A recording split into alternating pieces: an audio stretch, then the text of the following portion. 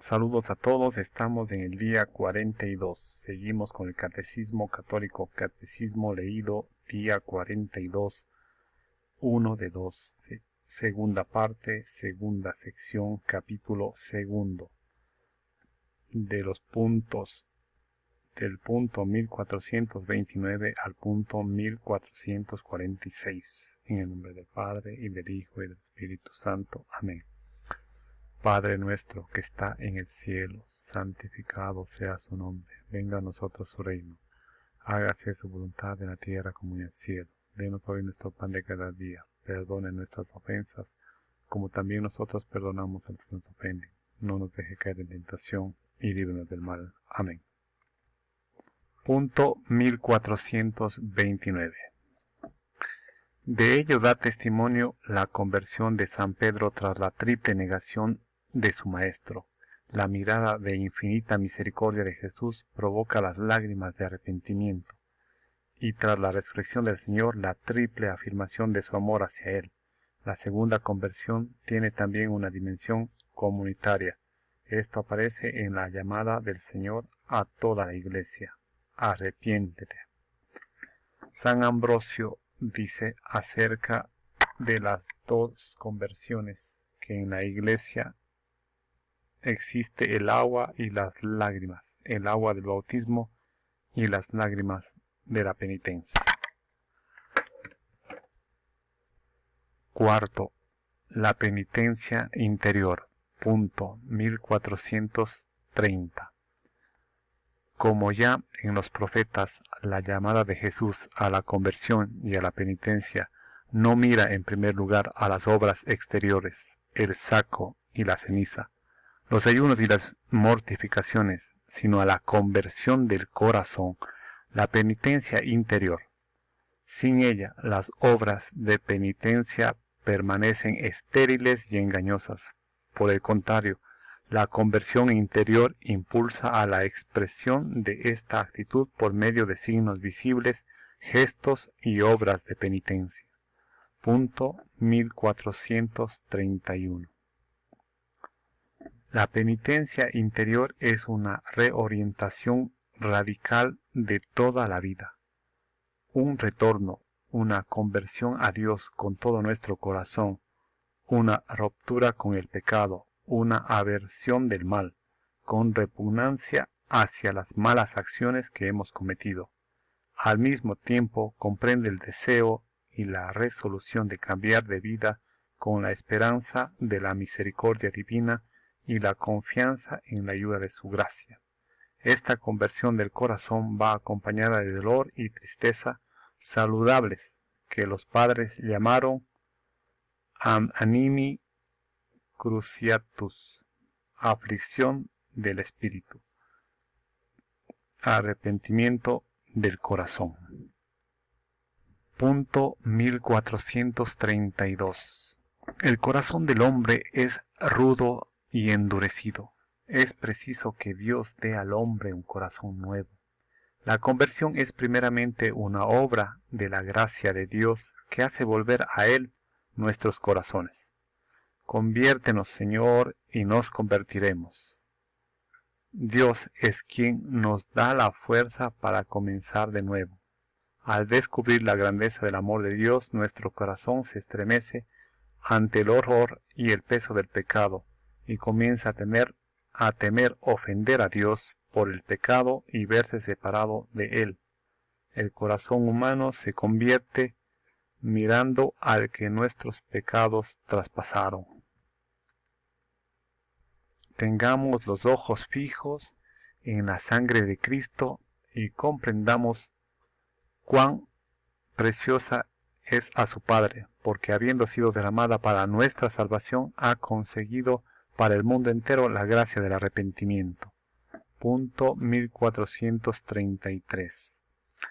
Después de Pascua, el Espíritu Santo convence al mundo en lo referente al pecado, a saber que el mundo no ha creído en el que el Padre ha enviado, pero este mismo Espíritu que revela el pecado es el Consolador, que da al corazón del hombre la gracia del arrepentimiento y de la conversión. 5. Diversas formas de penitencia en la vida cristiana. Punto 1434. La penitencia interior del cristiano puede tener expresiones muy variadas. La Escritura y los padres insisten sobre todo en 3 formas: el ayuno, la oración y la limosna, que expresan la conversión con relación a sí mismo, con relación a Dios y con la relación a los demás, junto a la purificación radical operada por el bautismo o por el martirio. Citan como medio de obtener el perdón de los pecados los esfuerzos realizados para reconciliarse con el prójimo, las lágrimas de penitencia, la preocupación por la salvación del prójimo, la intercesión de los santos y la práctica de la caridad, que cubren multitud de pecados. Punto 1435.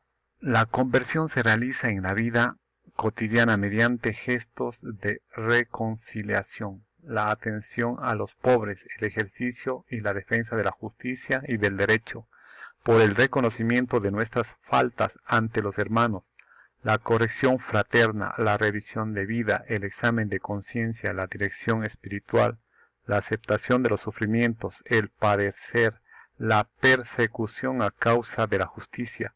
Tomar la cruz cada día y seguir a Jesús es el camino más seguro de la penitencia. Punto 1436. Eucaristía y penitencia. La conversión y la penitencia diarias encuentran su fuente y su alimento en la Eucaristía, pues en ella se hace presente el sacrificio de Cristo que nos reconcilió con Dios. Por ello son alimentos y fortificados los que viven en la vida de Cristo. Es el antídoto que nos libera de nuestras faltas cotidianas y nos preserva de pecados mortales. Punto 1437. La lectura de la Sagrada Escritura, la oración de la liturgia de las horas y del Padre Nuestro, todo acto sincero de culto o de piedad reaviva en nosotros el espíritu de conversión y de penitencia y contribuye al perdón de nuestros pecados. Punto 1438. Los tiempos y los días de penitencia a lo largo del año litúrgico, el tiempo de Cuaresma, cada viernes en memoria de la muerte del Señor, son momentos fuertes de la práctica penitencial de la Iglesia. Estos tiempos son particularmente apropiados para los ejercicios espirituales. Las liturgias penitenciales, las peregrinaciones como signo de penitencia, las privaciones voluntarias como el ayuno y la limosna, la comunicación cristiana de bienes, obras caritativas y misioneras. Punto 1439.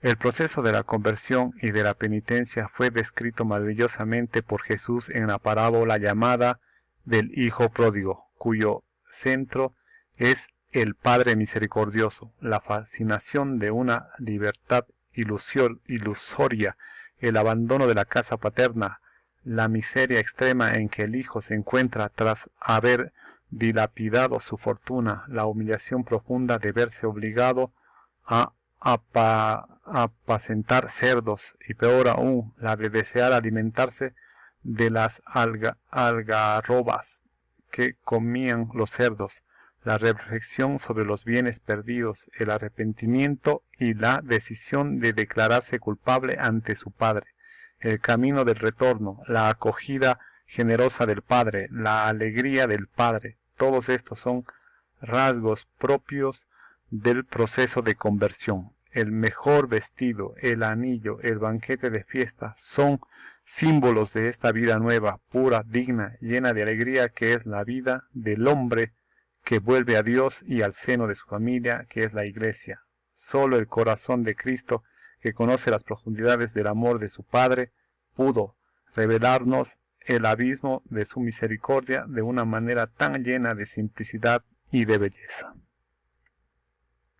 6. El sacramento de la penitencia y de la reconciliación.